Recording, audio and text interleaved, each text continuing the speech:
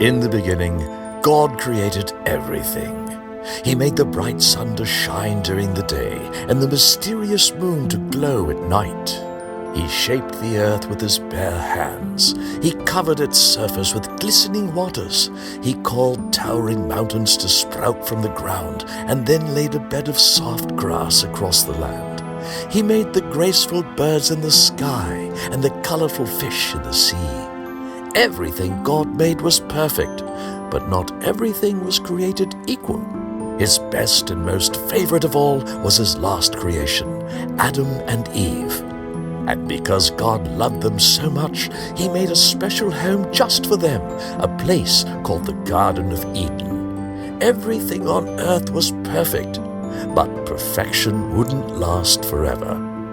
As they were walking together in the garden one evening, God said to Adam, "Do you see all of these trees in the garden?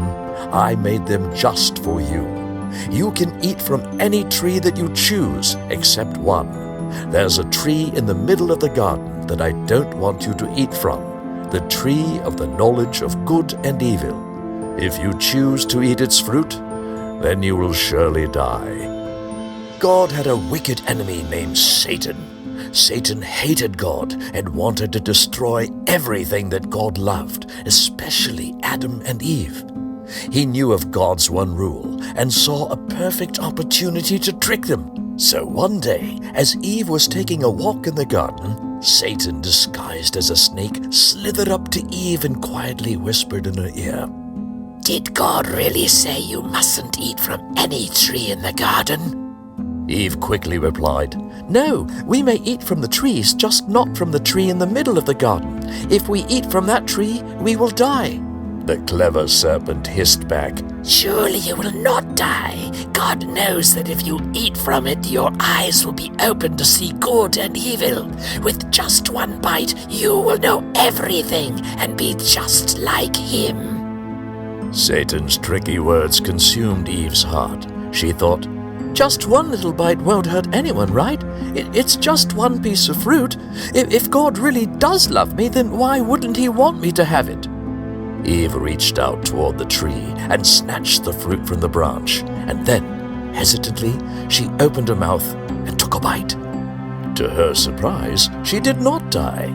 In fact, the fruit was good to taste, so she took it to her husband. Adam knew in his heart he should not do it, but he chose to disobey God, and he ate the forbidden fruit. The very moment Adam took a bite of the fruit, everything changed. Suddenly the air felt dark and heavy, and there was an odd clenching in Adam's chest. Adam and Eve both felt something that they had never felt before. They felt wrong. They knew that they had just sinned against God, and for the first time in their lives, they were afraid of what would happen next, and worst of all, they were afraid of God. Later that day, God came to spend time with them, like he did every day. When he didn't find them, he cried out, "Adam, where are you?" Adam nervously replied, "We heard you coming and we got scared, so we hid in the bushes." God knew exactly what had happened, so he asked, "Adam, have you eaten from the tree I told you not to eat from?" Adam cried out, "It was her," pointing his finger at Eve. She made me do it." God turned to Eve.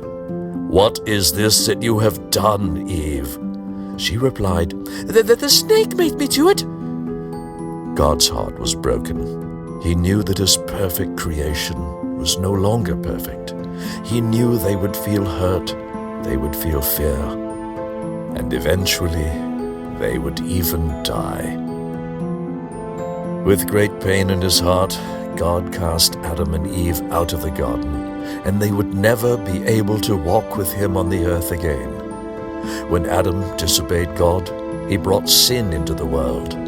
Along with sin came fear, sadness, pain, sickness, and ultimately death. But that's not the end of the story.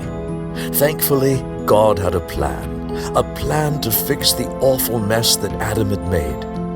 One man messed it all up, but through God's plan, one man would fix everything. everything.